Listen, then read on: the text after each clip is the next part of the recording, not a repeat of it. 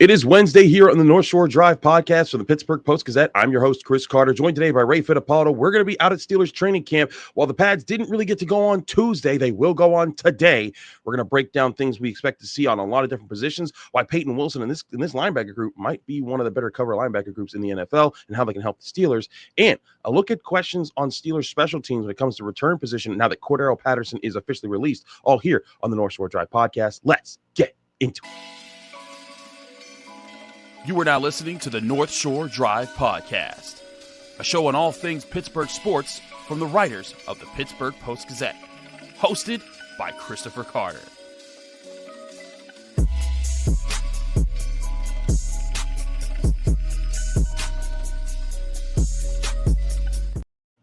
Hello and welcome to the North Shore Drive podcast. I'm Chris Carter. He's Ray Fittipaldo. We're your Steelers beat writers, and as always, you can find this show on your favorite podcasting apps and on YouTube. Like this video if you enjoy it. Subscribe to this channel to get all of our Monday, Wednesday, Friday episodes of the North Shore Drive podcast, as well as daily content that comes out from all of our sports writers here at the Pittsburgh Post-Gazette. And as always, this episode is brought to you by Edgar Snyder Associates. They also do workers' compensation. Call them today at 1-800-94-EDGAR. And remember, there's never a fee unless they get money for you.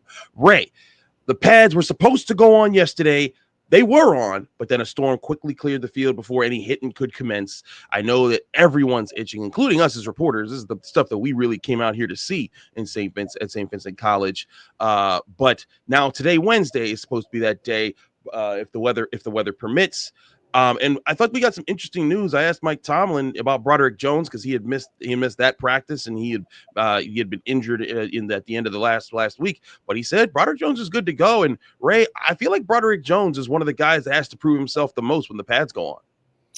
Yeah, I mean, among the offensive linemen, it's kind of funny when you think about it, but he's the highest draft pick. He's got the most pedigree, and he's also got the most to prove, I think. I think there's been a lot of speculation that he'll be more comfortable on the left side because he's been playing out of position for the last couple of years. So huge camp for Broderick Jones. And I think, he needs, if he's healthy, he needs to be out there. He needs to go up against TJ Watt and Alex Highsmith. And the Steelers have no shortage of quality edge rushers. So they're going to be able to tell pretty quick if Broderick Jones is up to the task.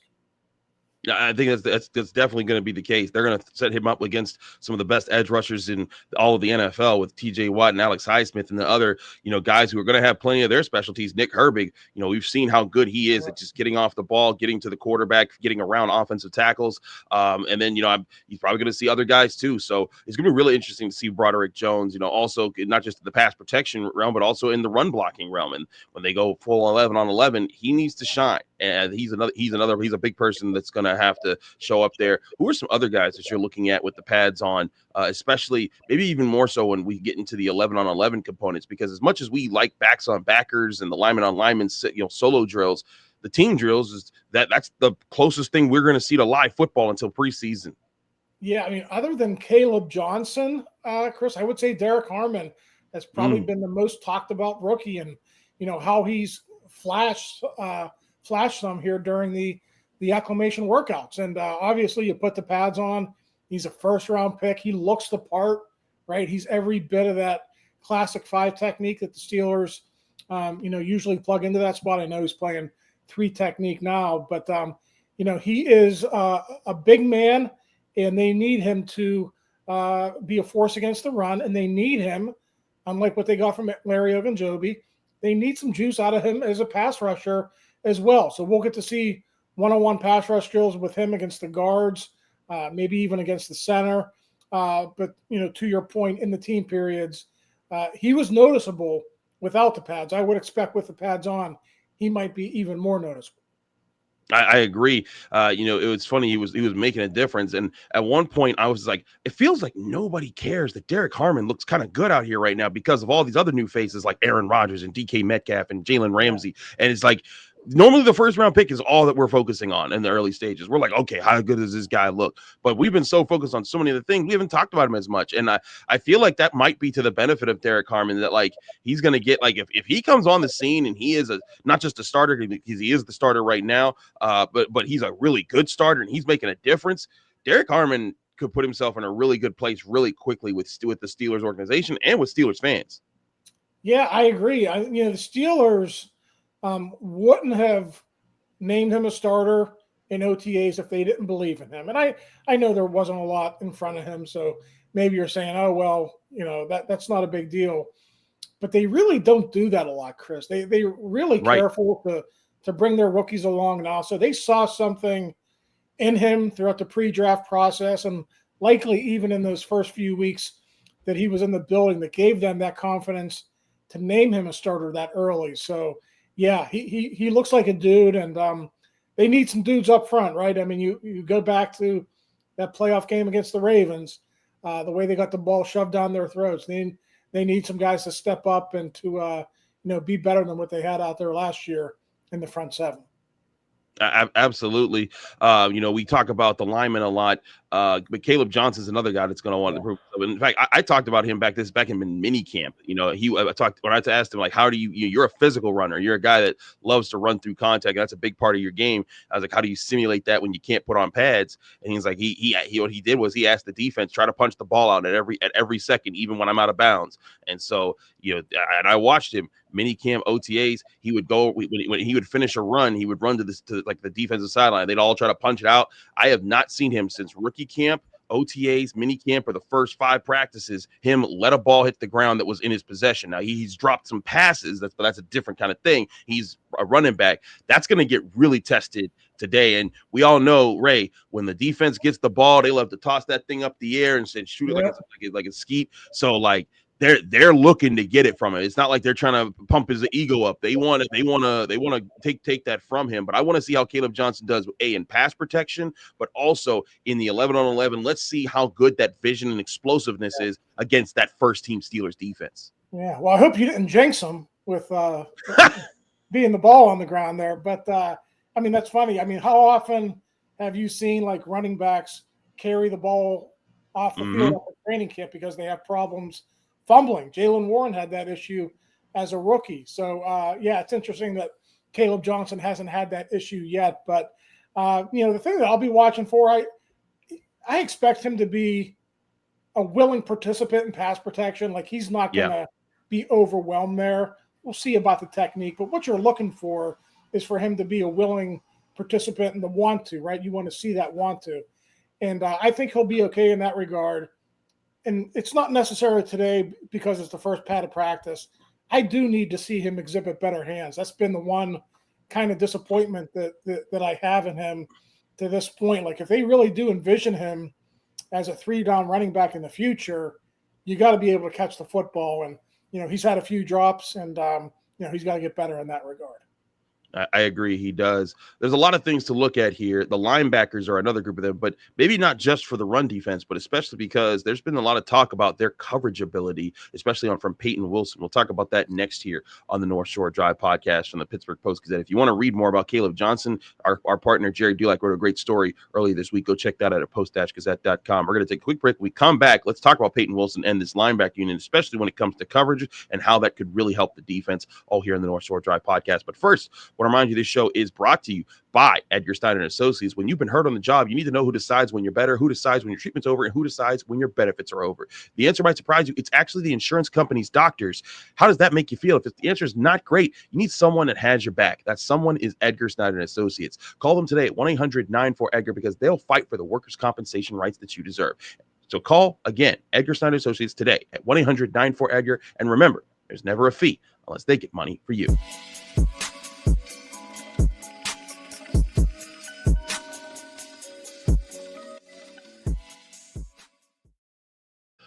We're back here in the North Shore Drive podcast on the Pittsburgh Post-Gazette. Chris Carter, Ray Fittipaldo.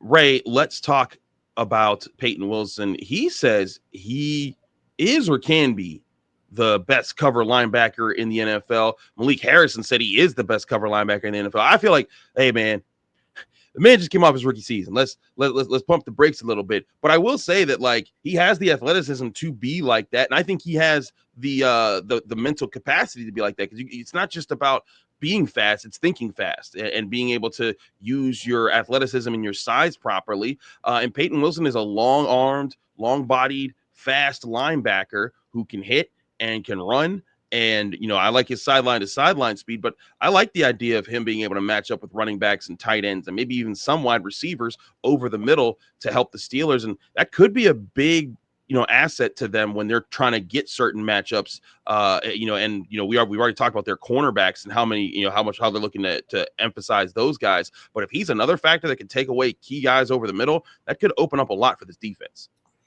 Oh, he's not lacking in confidence. And Chris, I like that. You need swagger on your defense, right? Jalen Ramsey has it. A lot of other guys on that defense, TJ Watt, are proven commodities. And Payton is trying to get there. And, I like that he has that confidence about himself. And, Malik Harrison, it's probably etched into his mind how Payton Wilson ran underneath the block last year to catch up with the running back who was on the wheel route to make that huge interception that saved that first game against the Ravens at Acrisure Stadium. I forget who the running back was who ran the wheel route, but Payton didn't even see the ball. He had his back turned. He ran. He covered the guy. He just kind of felt when the ball came in. He stripped it, and it was one of the best interceptions I've ever seen from a linebacker. So we're going to have to see more of that this year, obviously, in his second season. But, with plays like that, I can see where he gets his confidence. Yeah, certainly, and I think that's that confidence you want. And Mike Tomlin wants to see that confidence. He's even talked about one of the biggest, when we asked him about the biggest matchup he wanted to see with the pads on. It was Payton Wilson versus Kenneth Gainwell, but in the coverage capacity, not in the normal backs on backers where he's trying to pass protect. He wants to see Payton Wilson cover Kenneth Gainwell. And to be clear, Kenneth Gainwell, you may think, oh, he's just the third string running back. He is a specialty running back with his ability to run routes, with his speed, with his explosiveness, his quickness in space. He gets loose on people. The Steelers saw that last year when the Eagles were using him to basically supplement or complement Saquon Barkley. But man, that guy is quick. They're fast. They're lining him up all over the place. I asked Kaleb Johnson at one point. I was like, hey, so like you see Kenneth Gainwell lining up everywhere. Is that something that you want to add to your game? He was like, hey man, Kenneth got that. Like he's like, I'm just trying to be a running back, bro. And I thought that was kind of funny. But those two are going to be a big matchup. But Ray, on top of that, we know Cole Holcomb can move and cover. I don't think he's as adept to it as the athletic capabilities of Payton Wilson, but Patrick Queen is good at that. This could be a unit that specializes in taking things away over the middle, and that's another thing that could play right into how they deploy the secondary. Yeah, and listen, Cole looked really good in OTAs, moving around. We'll see if he still has that in his skill set coming back from that injury. Patrick Queen, I don't know that that's his strength, but he can run, and if ever there's a situation where Payton's not out there, Patrick Queen is going to have to be that guy who's going to have to cover running backs and tight ends. So, yeah, it'll be interesting to see how he does as well. And, Mike Tomlin always loves to throw rookies into the mix here. So you'll see Dante Kent. You'll see some other guys out there that he wants to get a look at. How about Roman Wilson? Roman Wilson didn't really get a chance to do that. He might have done what? I don't even think he got a chance to do that last year, Chris, because he got hurt before the pads went on, right? Yeah, because he got hurt in 7 shots in the last acclimation practice. So yeah, this is all new for him too. So yeah, we're gonna see a whole bunch of new guys, be called into the ring here, and we'll see how they hold up. And I think Roman Wilson's another one of those guys like Broderick Jones, even though it's kind of not fair because he didn't play a single game last year. He was hurt all season. He didn't get back. But I feel like he has to show up too, because I feel like if he doesn't, the Steelers are going to make a move for another wide receiver at some point. And if they think that Roman Wilson's not even a good 3 right now, they're going to find a guy who is, and that's going to bump him down the charts. And then he's going to have to be the fourth wide receiver that gets called into action. And on a team that's going to deploy a lot of 12 and 13 personnel situations, who knows how much experience he's going to be able to get this year. So I think Roman Wilson, just for the sake of giving himself more opportunities to play this year, needs to show up in this training camp and show the Steelers, oh, no. There was a reason why you picked me in the 3rd round. I'm going to show you that reason right now. And, and Ray, I've seen him. He lines up against Joey Porter, against Jalen Ramsey, against Darius Slay. He's in those first team reps. That's prime time. I mean, that's tough competition. But if you're a young guy looking to make a name for yourself, you got to win some of those competitions. Yeah, I mean, what better way to do it, right? You don't want to do it against 2nd and 3rd stringers, guys who may or may not be on the 53-man roster. You got to prove it against the best, and Rome is going to have an opportunity to do that. You talked about going out and getting a guy. If he doesn't perform, I think that's part of the reason, honestly, they brought Robert Woods in here after the draft. Just insurance against that. Okay, Woods might not be the guy, but let's bring him in here, see what he can do if Roman Wilson does falter and doesn't perform up to expectations. As much as we're talking about the linebackers and coverage, I'm also excited to see these tight ends as receivers. We know about Pat Freiermuth, but to get to see Jonnu Smith, get to be kind of who he is with the pads on. And you know what? He's most likely going to be lining up against those linebackers and maybe some of them safeties like Deshaun Elliott. I think two other guys that got to prove themselves there. That is an open competition for free safety with Juan Thornhill, who's been the guy, but they added Chuck Clark last week. And I've heard everything I've seen and heard about Chuck Clark says, he's going to be competition for Juan Thornhill. I think both of those guys need to prove themselves in coverage and in the run game. Yeah, that's what training camp is all about, Chris. You need competition. And, until Chuck Clark got here, it was basically Juan Thornhill and, Castro, the undrafted free agent. So there wasn't really much competition or much, someone pushing Thornhill for a position. But now there is. We'll see what Chuck Clark has left. He was injured last season. That's part of the reason he was still available a couple of weeks ago when they signed him. So that's certainly a position to watch here this week as well. Juan Thornhill versus him, and we'll see how that plays out.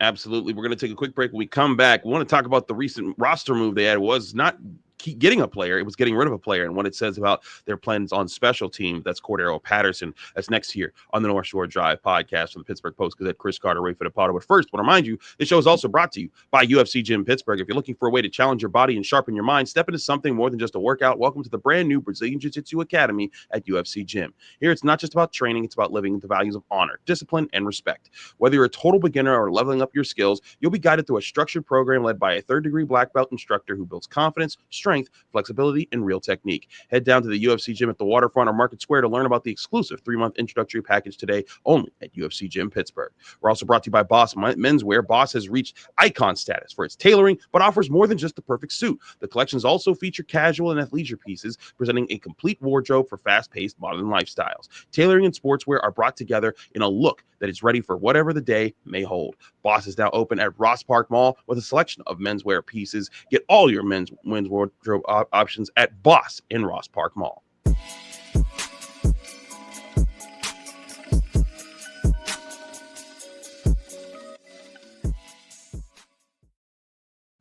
Back here in the North Shore Drive podcast on the Pittsburgh Post-Gazette, I'm Chris Carter. He's Ray Fittipaldo. Ray, the Steelers let go Cordarrelle Patterson. Of course, he let the world know that before the Steelers did. He's like, I got fired on my day off. A bit of a Friday reference there. But I thought it was interesting that they even kept him at this point, because I think you, me, Brian, Jerry, we're all talking about this. Like, why is he here? We haven't seen him practice even all through OTAs or mini camp. We didn't see him practice at all at training camp. He was just kind of a body that was just around. And now he's gone, and Mike Tomlin said, I'm not going to get into the when of why we released him or anything like that. But I thought it was interesting that they held him this long, because I didn't see a place for him on this roster. He wasn't a good kick returner last year. Yeah, and we talked about it a little bit last segment. I mean, this is a really deep running back group, Chris, off all these guys stay healthy, right? I mean, I would argue on paper it's one of the most talented. I get it. Kaleb Johnson is unproven, but I mean, you got Kaleb Johnson, you got Jaylen Warren, who's a proven commodity, and you got Kenneth Gainwell, who in his role as a number 3 running back is also a proven commodity. So yeah, there just wasn't really room for Cordarrelle Patterson on this roster. I mean, you could say you could line him up as a receiver, but I mean, he's too big, I think, to be effective in that role. I mean, that's basically the Jonnu Smith role, I think. And they already addressed that. So, yeah, just not room for him. And, we were asking Mike yesterday, how does this affect the kick return duties? And, he wasn't very good at it, Chris, but he did have 240 return yards. He had the second most attempts on the team behind Jaylen Warren. So there are a couple guys who are in that competition. We'll see if they want Warren to do that.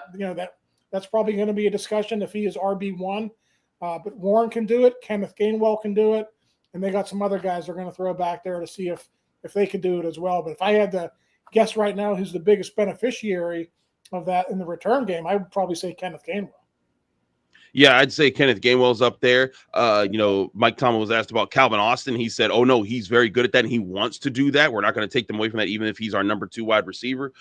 So I'd put them in that conversation. How about Dante Kent? He's a guy that had some experience with that in college, even though he's a cornerback. He's another guy. But I think the bottom line here is you got to have secure the ball. You can't have you pulling a Gunnar Olszewski and dropping punts all over the place. That's just not how that's going to work. But then after that, you need speed. You need to get upfield quickly, get the yards, because scoring is nice, but scoring is so rare in special teams these days with the talent that's on the NFL teams and everything. But what you need when it comes to the return game is get upfield. Turn if the punt's on the 10-yard line, get it to the 25, and then that kind of stuff. It really does help in the field position game when you're able to push against that, and that's why I think ball security is going to be huge when they get to special teams and they do that more, and we start to see who those guys are. But speed and quickness and explosiveness, that's going to be prime just as well. Yeah, maybe a little bit of a misevaluation from Tomlin in the front office when they signed him, right? Because if the talk was, we got these new kick return rules, but no one really knew how the new kick return rules were going to work. And Patterson was a guy who could catch the ball 3 to 5 yards deep, get that momentum, right? Get that straight line speed going. And he was very good in that role. Obviously, he's one of the best kick returners of all time in the old format. Historically, yeah. But this new format, it's in short area spaces, and I would argue you have to be quicker more so than faster. You got to be able to read things and put your foot in the ground and get up the field. And that was no longer part of Patterson's skill set when he was, 33, 34 years old.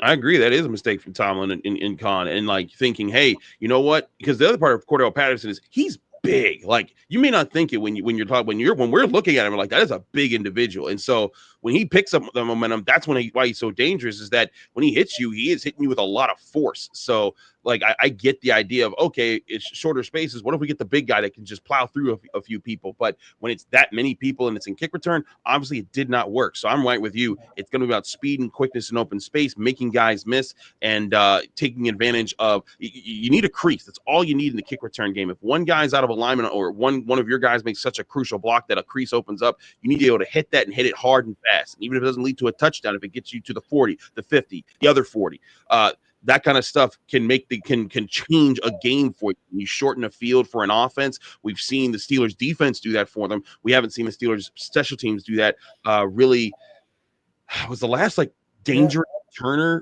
Antonio Brown? I'm trying to think back now, because when he got the ball in his hands, right? How many times do we see him change games with his ability to return?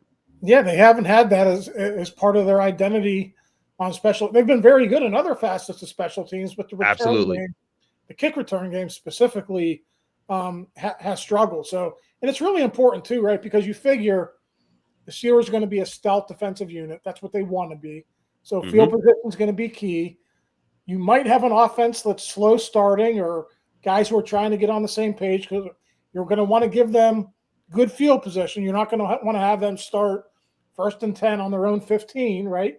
You want them to be a little bit more towards the middle of the field. So yeah, I think it's a big thing for the Steelers to get squared away here. And Patterson obviously wasn't part of the plans, but they do need an effective guy back there to set them up for good field position, so Aaron Rodgers and those guys can have a chance to operate. Absolutely. It's going to be another thing to watch here. Lots of things to watch at training camp. We're going to be there. All of our whole team, Jerry, Brian, Ray, me, we're all going to be on hand there at Saint Vincent College. Get our daily updates by subscribing to our YouTube channel, or subscribing to the Pittsburgh Post-Gazette by going to post-gazette.com. Thanks again for tuning in to another edition of the North Shore Drive podcast from the Pittsburgh Post-Gazette. A reminder, this is on your favorite podcasting apps and on YouTube every Monday, Wednesday, Friday. We also have daily content that comes out from all of our sports writers here at the Pittsburgh Post-Gazette. Be sure to subscribe for all of that great coverage. We'll be back here with a daily update after Wednesday. Hopefully, we get to see the first day in pads if weather permits. We'll get all the reactions from Jerry and Ray as they break things down here on the North Shore Drive podcast. Thank you for tuning in to another episode of the North Shore Drive podcast from the Pittsburgh Post-Gazette. If you watch this video on YouTube, please like the video and subscribe to our channel. For all the sports coverage from the Post-Gazette that we have to offer, visit post-gazette.com.